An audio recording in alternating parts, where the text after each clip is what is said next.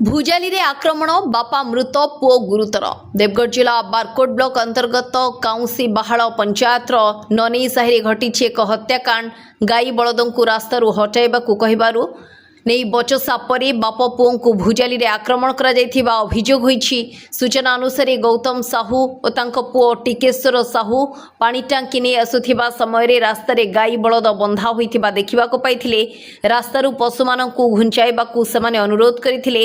एहाकु नहीं धुलिया नायक तांको बड़ पुओ अजित नायक सान पुओ विजय नायकंक समेत परिवार अन्य सदस्य माने बाप पुओं को घेरी माड़ मारिबा सह भुजाली रे आक्रमण करिथिबा अभियोग होईछि।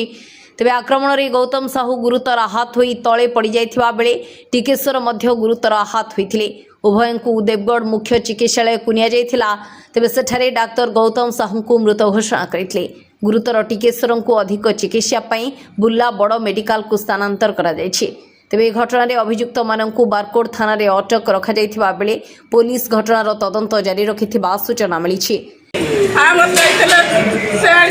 काम पानी टांगी नहीं देते भुजाली बेली नहीं जाते बाप छुआ 3 जन गाँव लोक मैंने समझते जाते मो ससुर मो स्वामी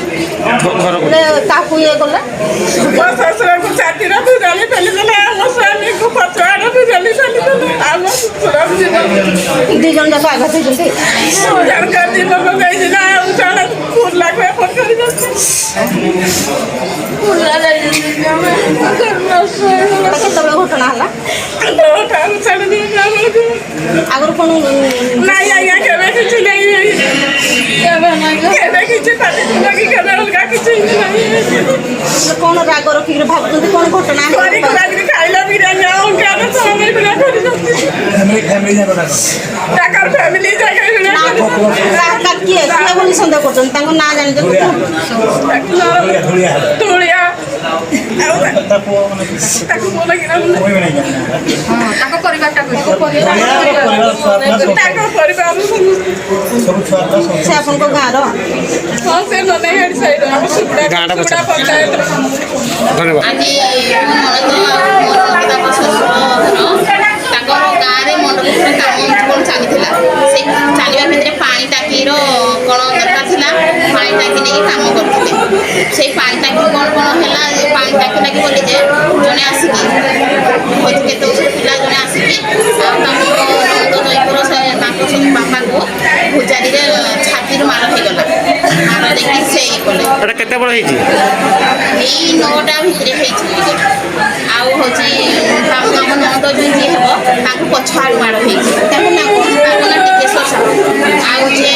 बापा ना गौतम साहू ना गौतम साहू फैमिली मेम्बर पुओ तो से ये बहु मेडिकल को धरिक आस सहित नाती 2 जन अच्छा से बाहर अच्छा घरे ना आगुरी घटना कौन कहले आगुरी कौन झगड़ा घटे आगुरी कौन किसी जना पड़नी आज्ञा